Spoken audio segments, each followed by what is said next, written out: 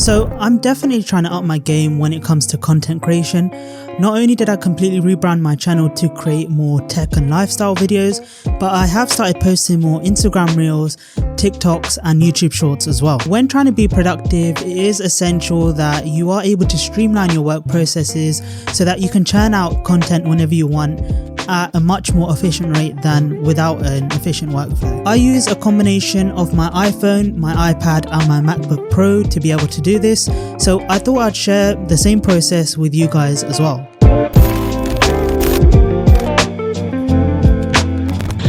Let's start off by talking a little bit about myself first, what I do and how exactly I use my tech compared to the everyday user.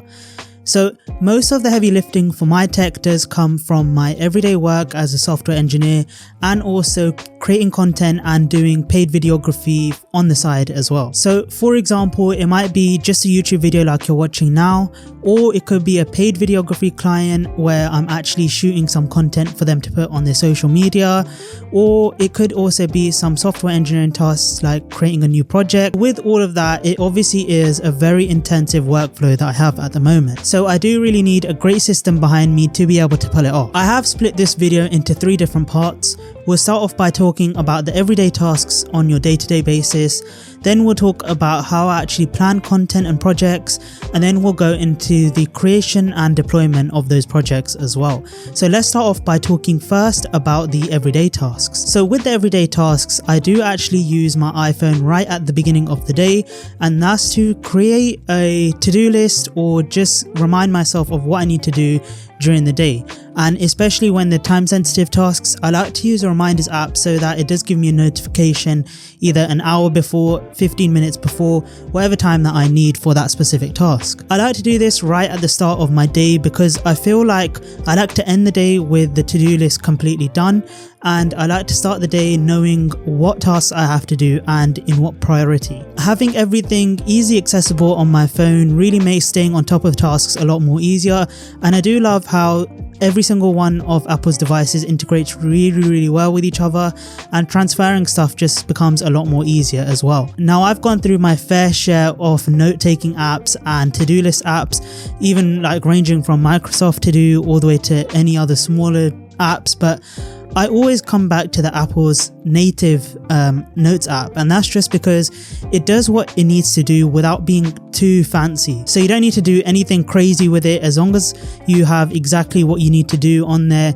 For me, that is just a lot more easier than trying to learn these new things like changing colors and stuff in the other apps. So I always do come back to the notes app. So in the planning stages now, with planning, I like to use the easy integration of all of Apple's devices, and it starts off with the iPhone. By the way, if you don't know what iPhone I'm using, it is the 14 Pro, and I recently upgraded from the 13 Pro Max and decided to get a 14 Pro in 2024 instead of the 15 Pro.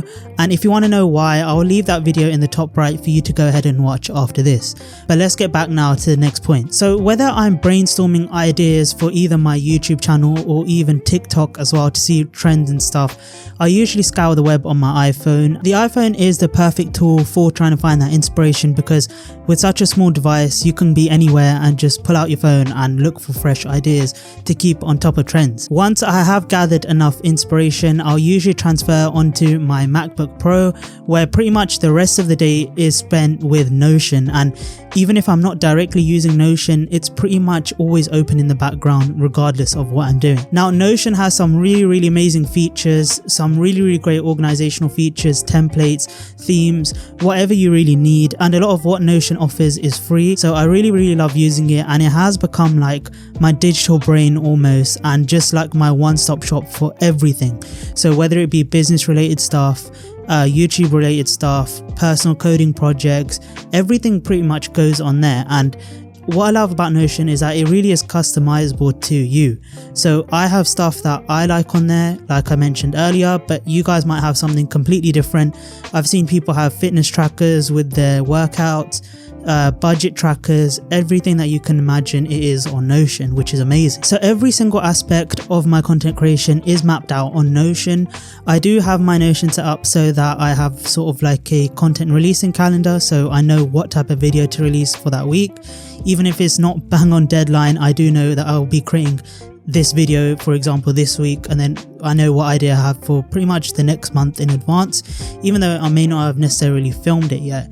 I have that release calendar, and then I have it set up so that I can see which video ideas are in progress and how long they'll take, for example. The planning doesn't stop there though, because I do actually use my iPad as well, and my iPad has become sort of like a notebook.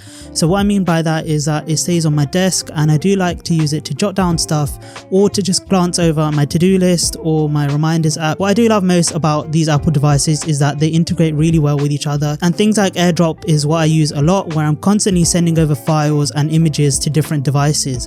So it doesn't matter if I may be on my bed and find some sort of inspiration for a video, I can quickly transfer that to my MacBook, or even if it's a photo that I want to edit in Lightroom on my iPad, I can send it to my iPad. So it's really easy to be able to use all of these Apple devices together. Onto the creation and deployment of these projects now, and I do use my iPhone a lot in this process. The main thing that I use it for is to capture B-roll, clips and videos for my YouTube videos, and I usually use it just because sometimes I can't bother to get my whole camera out, and the iPhone offers excellent camera features and high quality videos as well, where when I put it next to my camera in a YouTube video, you probably wouldn't even be able to tell that it was filmed with an iPhone. If you want to see more about how the iPhone 14 Pro camera is in 2024, especially compared to a full frame Sony camera, again, I'll leave that video in the top right for you to watch after this one. I also do find that my iPhone is really helpful for scripting videos as well.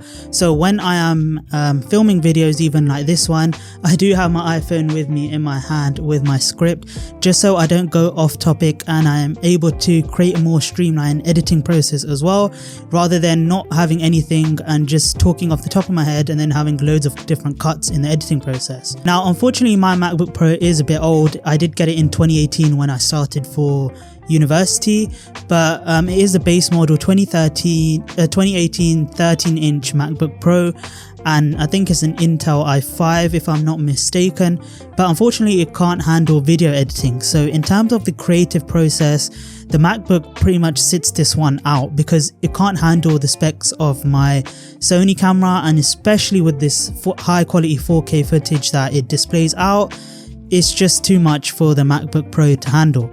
So I usually do all of my editing on my PC, which even that is a bit slow, but it does the job.